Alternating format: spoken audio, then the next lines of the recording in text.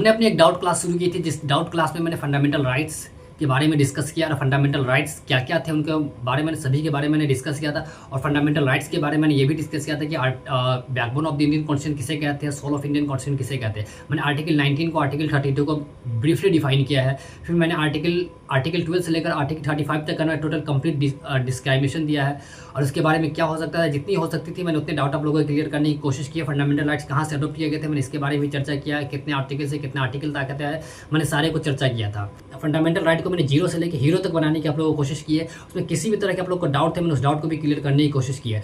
जैसे fundamental rights complete होते हैं हमारे इंडियन कॉन्स्टिट्यूशन की, तो फिर उसके बाद की बारी आती है डीपीएसपी मतलब directive principle of state policy की। अब अगर directive principle of state policy मतलब डीपीएसपी की बात अगर बार बार मैं directive principle of state policy नहीं बोलूंगा। शॉर्ट्स में अगर मैं बोलूँ डीपीएसपी, इसका मतलब आपको ये समझ जाना है कि directive principle of state policy की बात हो रही है, ठीक है। तो आपको माइंड मेकअप करके इस चीज़ के बारे में चलना है कि अगर मैं एक बार में बोलूँ डीपीएसपी मतलब directive principle of state policy की मैं बात कर रहा हूँ। अब अगर मैं यहाँ पर सबसे पहले अगर मैं किसी चीज़ की बात करूँ तो कि डीपीएसपी क्या होता है, इस चीज़ के अगर बारे में बात करूँ, डीपीएसपी कहाँ से हमारे इंडियन कॉन्स्टिट्यूशन में आया है, डीपीएसपी का क्या रोल्स है हमारे इंडियन कॉन्स्टिट्यूशन में, आज इन सभी के बारे में हम क्लियर से फिर बात करने वाले हैं। अगर इसमें किसी भी तरह की आपको कोई दिक्कत होती है तो इन तमाम क्लासेस के तमाम डाउटेड को हम इस क्लास में अपने क्लियर करने की कोशिश करेंगे, ठीक है। अगर सबसे पहले मैं बात करूँ डीपीएसपी के बारे में, तो डीपीएसपी के इस डाउट क्लास में मैं ये बताता हूँ आपको कि डीपीएसपी जो अडॉप्ट किया गया था हमारे इंडियन कॉन्स्टिट्यूशन में, डीपीएसपी की कहीं पे नाम नहीं थी, लेकिन जब हमारी डीपीएसपी की बात चली थी तो DPSP directive principle of state policy को जो हमारे इंडियन कॉन्स्टिट्यूशन में अडॉप्ट किया गया था, ये आयरिश कॉन्स्टिट्यूशन लिया गया। सबसे पहले आपको ध्यान रखना है ये कौन सी कॉन्स्टिट्यूशन लिया गया, डीपीएसपी कौन सी कॉन्स्टिट्यूशन लिया गया,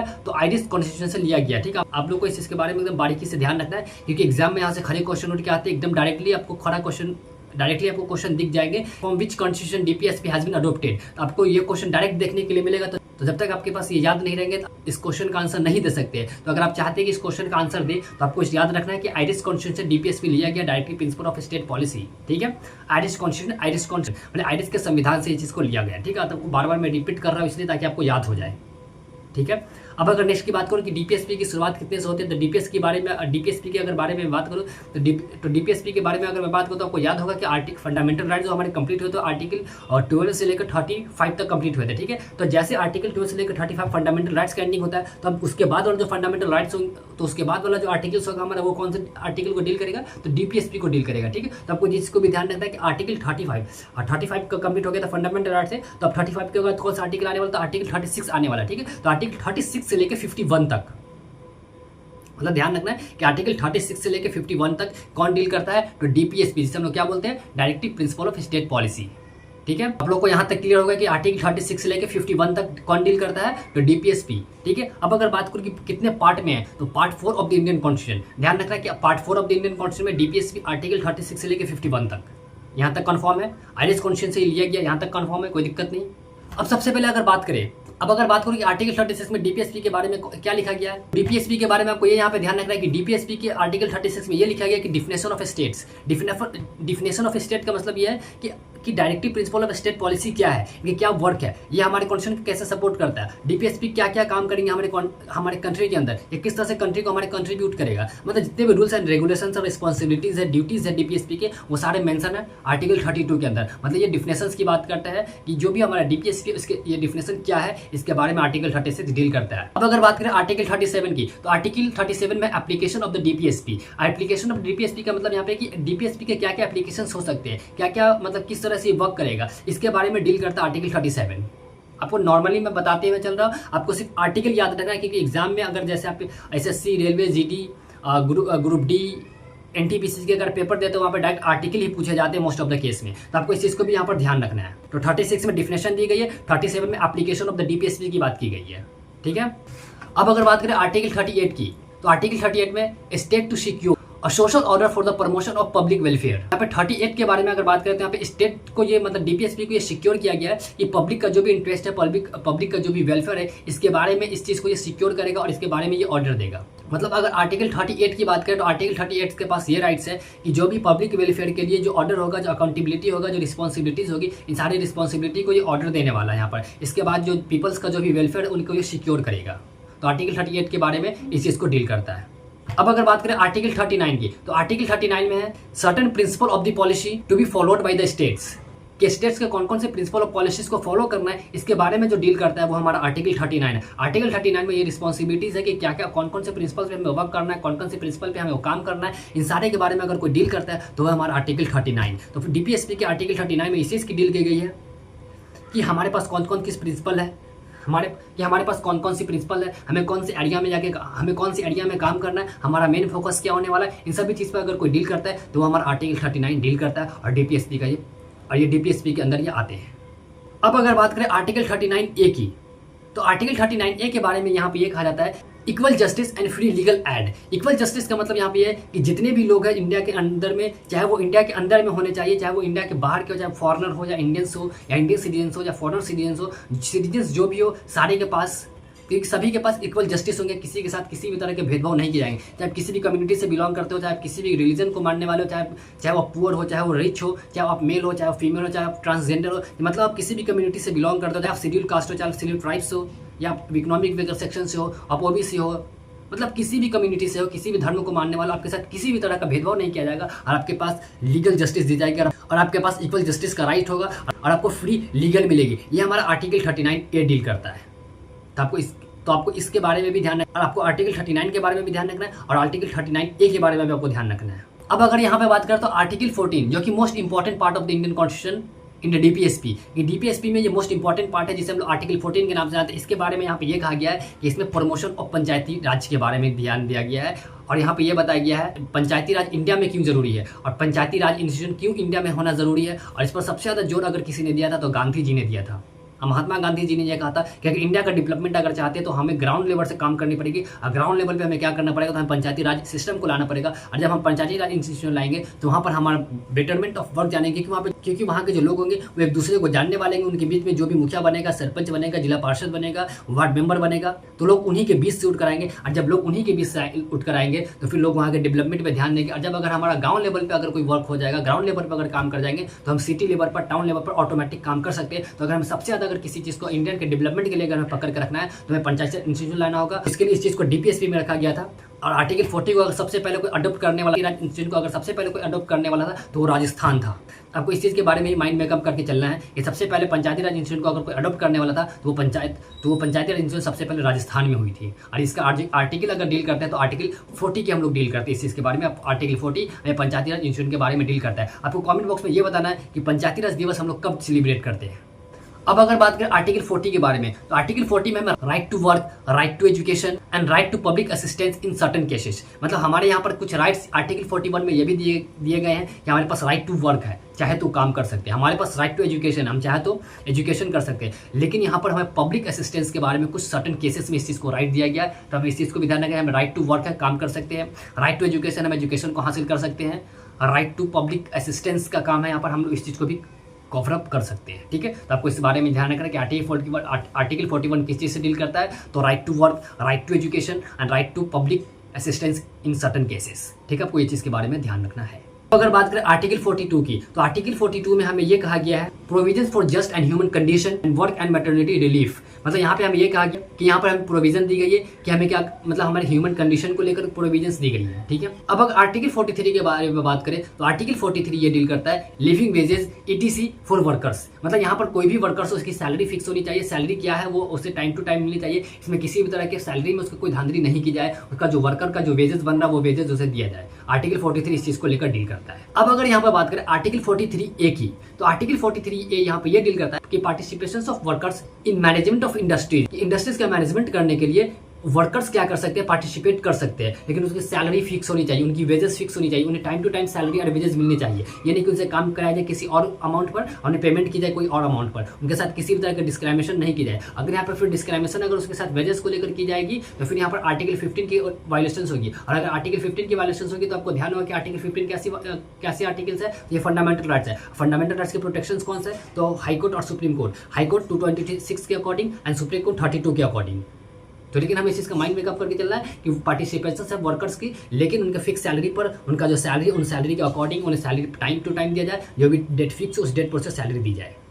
अब अगर बात करें यहाँ पे आर्टिकल 43B की, आर्टिकल 43B यहाँ पे ये डील करती है प्रमोशंस ऑफ कोऑपरेटिव सोसाइटी। आपने बहुत सारे कोऑपरेटिव सोसाइटी का नाम सुना होगा। अगर कोऑपरेटिव सोसाइटी की अगर हम लोग बात करें तो कोऑपरेटिव सोसाइटी का क्या होता है, यहाँ पे प्रमोशन करना होता है, क्योंकि कोऑपरेटिव सोसाइटी न किसी इंडिविजुअल की होती है न किसी लोगों की होती है। अगर ये कोऑपरेटिव सोसाइटी बनता है तो लोगों के मतलब यहाँ पे कह सकते हैं कि सहमति से बनता है, एक एग्रीमेंट से बनता है। कोऑपरेटिव सोसाइटी का जो मतलब कॉन्स्टिट्यूशन होता है, कॉन्स्टिट्यूशन तैयार की जाती है, उनका जो फाइल होता है वो सारा फाइल तैयार की जाती है, उनके टर्म एंड कंडीशन अप्लाई होते हैं वहाँ पर। मतलब कोऑपरेटिव सोसाइटी के फिर किस तरह से हम लोग प्रमोशन करेंगे उसके बारे में जो हमें डील करता है वो आर्टिकल 43B डील करता है। ठीक है, इस चीज़ को यहाँ पे ध्यान रखना है। और कोऑपरेटिव सोसाइटी का हम लोग प्रमोशन भी कर सकते हैं, हमें किसी भी तरह के इसके बाध्य नहीं है। तो हमें आर्टिकल 43B ये राइट देता है कि हम कोऑपरेटिव सोसाइटी का यहाँ पर प्रमोशन कर सकते हैं। अब मोस्ट इंपॉर्टेंट आर्टिकल 44, आप अवेयर होंगे इस चीज़ के बारे में। यहाँ पर यूनिफॉर्म सिविल कोड के बारे में बात करते हैं। यूनिफॉर्म सिविल कोड्स का मतलब यहाँ पे ये होता है जिसे हम लोग शॉर्ट में यूसीसी बोलते हैं। यूनिफॉर्म सिविल कोड के बारे में यहाँ पे ये डील होता है कि कंट्री में जो भी धर्म के मानने वाले लोग हो, कंट्री में जो भी लोग हो, कंट्री में किसी भी तरह के लोग हो, मेल हो, फीमेल हो, ट्रांसफॉर्म जेंडर हो, वैसे हमें कोई दिक्कत नहीं है। लेकिन जो रूल्स होगा, रेगुलेशंस होगा, वो सबके लिए इक्वल होगा। रूल्स एंड रेगुलेशन जैसे मान लें कि अगर कोई व्यक्ति अगर चोरी करता है तो चोरी करने की सजा जिस कौम के लोगों को एक मिल रही है, अगर मान लिया कि अगर चोरी करने की सजा अगर किसी कौम को 10 साल की मिल रही है, किसी कौम को 5 साल की मिल रही है, तो यूनिफॉर्म सिविल कोड अगर इंप्लीमेंट हो जाती है तो सभी के लिए रूल्स एक ही होगा। और जो चोरी करने वाले को सजा मिली है सेम उसी अनदर पर्सन को भी सेम वही मतलब पनिशमेंट मिलेगी। यूनिफॉर्म सिविल कोड्स का मतलब अगर हम यहाँ पे और सिंपली में अगर बात करें तो यूनिफॉर्म सिविल कोड को सबसे पहले जो लागू करने वाला जो हमारे कंट्री में जो स्टेट था वो गोवा था। उसके बाद हमारे उत्तराखंड में भी लागू यूनिफॉर्म सिविल कोड हो गई। और अगर आप बात करें तो झारखंड में भी यूनिफॉर्म सिविल कोड को लागू करने की बात की जा रही है। यूनिफॉर्म सिविल कोड आर्टिकल 44 में इस चीज़ की डील करती है। यूनिफॉर्म सिविल कोड्स का मतलब ये है यहाँ पर यूनिफॉर्म सिविल कोड्स का यहाँ पर अगर बात करें तो यूनिफॉर्म सिविल कोड का मतलब यहाँ पर ये होता है कि कंट्री में सभी के लिए रूल्स एंड रेगुलेशंस बराबर होंगे, चाहे आप हिंदू हो, चाहे आप मुस्लिम हो, चाहे वो जैन हो, सिख हो, पारसी, मतलब किसी भी धर्म को मानने वाले हो, इससे कोई यहाँ पर दिक्कत वाली बात नहीं है। यूनिफॉर्म सिविल कोड का मतलब ये है कि सभी के लिए जो हमारा कानून होगा, जो हमारा लॉ होगा, वो सभी के लिए इक्वल होने वाला है और सबके लिए इक्वल ही होगा।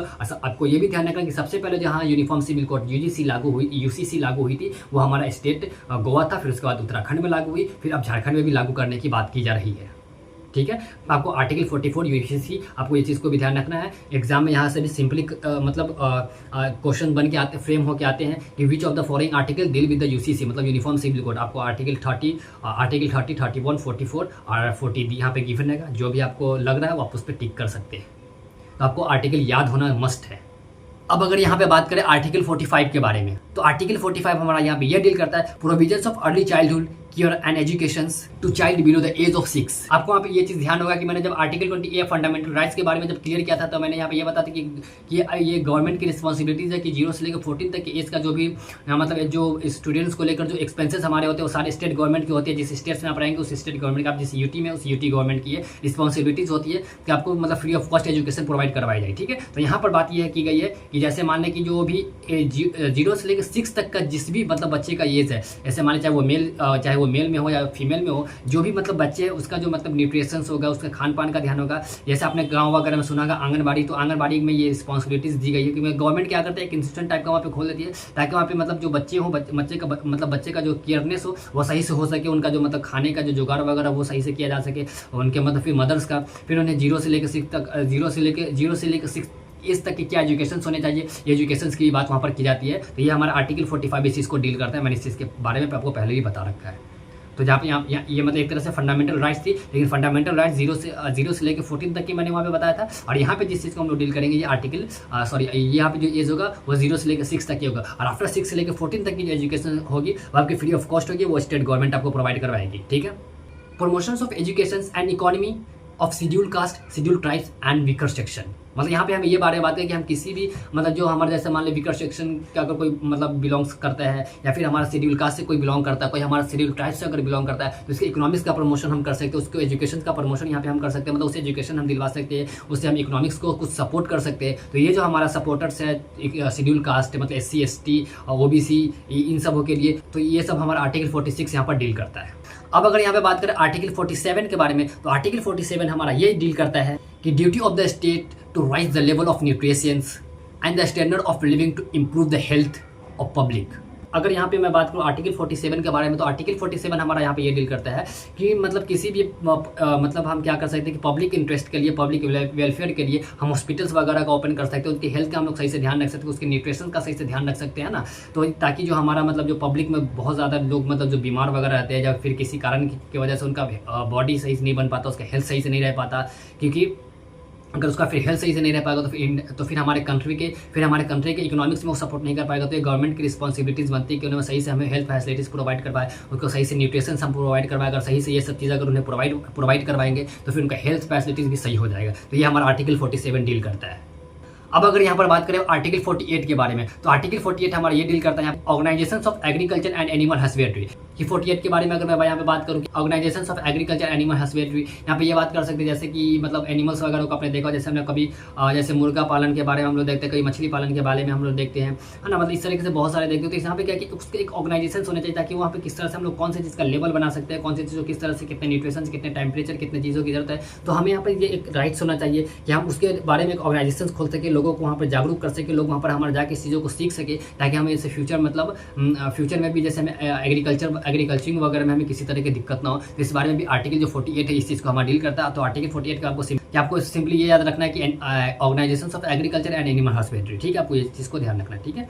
अब अगर यहाँ पे बात करें आर्टिकल 48A के बारे में, तो आर्टिकल 48A यहाँ पे ये डील करता है protection and improvement of environment and safeguarding of forest and wildlife. अब यहाँ पे सबसे पहले अगर बात करें यहाँ पर, तो आप इस चीज़ को यहाँ पे देख सकते हैं कि आर्टिकल 48 हमारा यहाँ पे डीपीएसपी जो हमारा वो इस चीज़ को डील करता है कि डीपीएसपी हमारा इस चीज़ को ये डील करता है कि जैसे मान लो कि अगर एनिमल्स वगैरह होते हैं ना, तो इस एनिमल्स वगैरह को हम लोग किस तरह से प्रोटेक्शन दे कि किस तरह से यहाँ पे प्रोटेक्शन, जैसे खास करके यहाँ पे विल्ड लाइफ के बारे में बात की, अगर विल्ड लाइफ अगर हमारे पास होंगे तो हम लोग अच्छी तरह से मतलब यहाँ पर उसको प्रोटेक्शन दे सकते हैं। प्रोटेक्शन देंगे तो हमारे लिए ज़्यादा बेनिफिट है। जैसे मान लेकर जैसे हमारे पास लायंस है, जैसे मान लें हमारे पास टाइगर्स हो गए, जैसे पीकॉक हो गए, जैसे लेल गाय हो गया, है ना। तो इस तरह के जो एनिमल्स हमारे पास है, तो इस एनिमल्स को हम लोग क्या करें, प्रोटेक्शन दें। जब प्रोटेक्शन देंगे अगर उसके पास यहाँ पर, तो फिर इस चीज़ को मतलब हम लोग यहाँ पे देख सकते हैं कि अगर प्रोटेक्शन उन्हें मिलेगा तो प्रोटेक्शन दे, तो फिर हमारे मतलब यहाँ इंडिया में वो रह पाएंगे सही से, उन्हें खाने पीने का व्यवस्था हम लोग सही से दे। जैसे एलिफेंट्स हो गए, अपने केरला में कहानी सुना होगा कि लोग खाना दिए थे इसको क्या नाम है एलिफेंट्स को, लेकिन उन्हें उनमें कुछ बम मिला के दे दिए थे, जिससे मतलब कुछ मतलब ये बेजुबान मतलब मान ले कि एलिफेंट्स की वहाँ पर जान चली गई थी,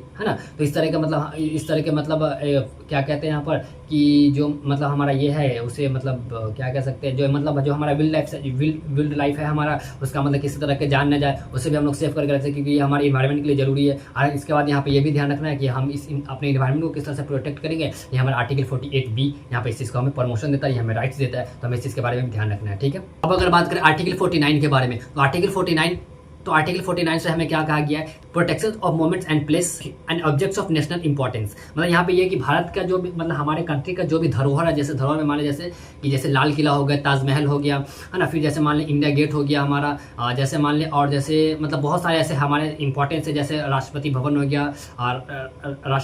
हो गया हमारा, राज्यसभा हो गया, लोकसभा हो गया, सुप्रीम कोर्ट हो गया, मतलब बहुत सारी ऐसी चीज़ें जिसका क्या हमें यहाँ पे प्रोटेक्शन देता है, और जो हमारे नेशनल इंपॉर्टेंस को यहाँ पे शो करता है। इससे मतलब अगर हमारे देश की मतलब एक चीज़ को यहाँ पे ये कह सकते हैं कि इससे हमारा मतलब देश की खूबसूरती बढ़ती है। तो इस चीज़ को यहाँ पे क्या करना है, हमें उसे प्रोटेक्ट करके रखना है ना, ताकि हम इस चीज़ को हमें प्रोटेक्ट कर रखना है, ताकि जो हमारा मतलब देश के अंदर किसी भी तरह की अराजकता ना फैले, लोग इससे पर मतलब कोई विवाद ना हो। अगर इस पर विवाद नहीं होगी तो लोग अपनी इस चीज़ को क्या करेंगे, एक्सेप्ट करेंगे। अपने नेशनल इंपॉर्टेंस की यहाँ पे बात आएगी, तो नेशनल इंपॉर्टेंस भी हमें इस चीज़ को प्रोटेक्ट करके रखना है, ताकि आने वाले जनरेशन इस चीज़ का भी आनंद ले सके। जैसे हम लोग अभी आजकल हम ले रहे हैं, तो हमारे आने वाले जनरेशन भी इस चीज़ के बारे में मतलब आनंद ले सके। तो आर्टिकल 49 हमारे नेशनल इंपॉर्टेंस के बारे में यहाँ पे प्रोटेक्ट करता है और हमें इस चीज़ के बारे में राइट्स देता है, ठीक है। अब अगर यहाँ पे बात करें तो article 50 the most important article of the Indian constitution. क्योंकि इसलिए यहाँ पे इंपॉर्टेंट बात करते हैं क्योंकि ये separation of judiciary from executive. आपने नाम सुना होगा कि जो मतलब हमारे कंट्री के जो पिलर्स है वो 3 पिलर होते हैं, 4 पिलर होते हैं, ठीक है। ऐसे तो मतलब मेनली हम लोग 3 पिलर को जानते हैं, लेकिन चौथा पिलर जो होता है उससे हम लोग मीडिया का नाम देते हैं। लेकिन मीडिया आजकल समझ रहे हैं कि मीडिया मतलब कौन से लेवल पे गिर चुका है ये किसी को नहीं पता है।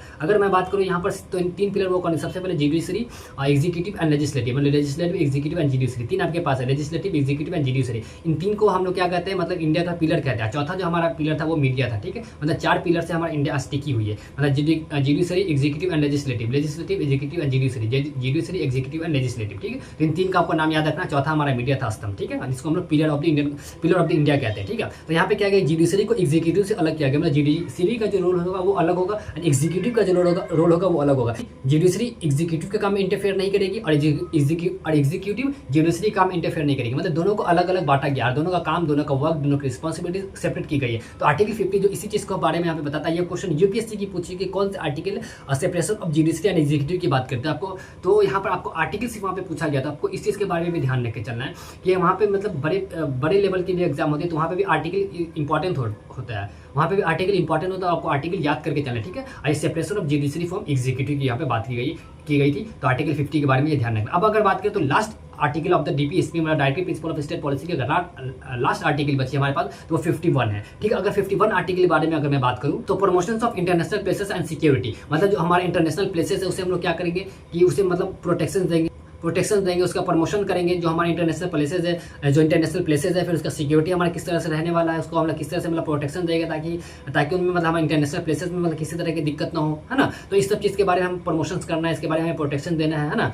और जो भी मतलब हमारे कंट्री के लिए बेटरमेंट हो वो आर्टिकल 50 हमारे यहाँ पे डील करता है, ठीक है। तो मैं ये उम्मीद करता हूँ कि DPSP directive principle of state policy आपके यहाँ तक कंप्लीट हो गया और फिर किसी भी तरह के डाउट नहीं होंगे। मतलब आर्टिकल 36 से लेकर 51 तक के मैंने डील किया है। इसमें अगर कहीं पे किसी तरह की आपको दिक्कत है तो आप इसके बारे में मुझसे कांटेक्ट कर सकते हैं। और आपको जो भी आपको कोई भी दिक्कत हो तो आप कमेंट बॉक्स में अपने सवाल जरूर छोड़ सकते हैं। लेकिन आपको अगर मोटा मोटी बात करूँ तो आपको 3-4 डीपीएसपी के अंदर आपको 3-4 याद रखना है। सबसे पहले अगर बात करूँ तो आर्टिकल 36 के बारे में आपको ये याद रखना है कि इसके अंदर डिफिनेशन दी गई है, ठीक है। अगर मैं बात करूँ आर्टिकल 40 के बारे में तो आर्टिकल 40 पंचायती राज इंस्टीट्यूट के बारे में यहाँ पे डील करती है। अगर मैं तीसरी बात करूँ तो आपको यूसीसी के बारे में याद रखना है, मतलब आर्टिकल 44 यूनिफॉर्म सिविल कोड के बारे में आपको यहाँ पे ध्यान रखना है, ठीक है। अगर मैं बात करूँ आर्टिकल 45 के बारे में, तो जो भी जिसका भी एज मतलब 0 से लेकर 6 तक है, ये मतलब अगर रिस्पॉन्सिबिलिटी है तो वहाँ पे पब्लिक उसके वो मतलब उस चाइल्ड के बारे में, उस चाइल्ड केयरनेस का किस तरह से मतलब ध्यान हमें रखा जाएगा, किस तरह से हम लोग उस बेबी का केयर कर पाएंगे, उसका एजुकेशन किस तरह से दे पाएंगे 0 से लेकर 6 तक। तो आपको इसके बारे में आर्टिकल 45 के बारे में आपको यहाँ पर ध्यान रखना है, ठीक है। आर्टिकल 50 के बारे में अगर मैं बात करूँ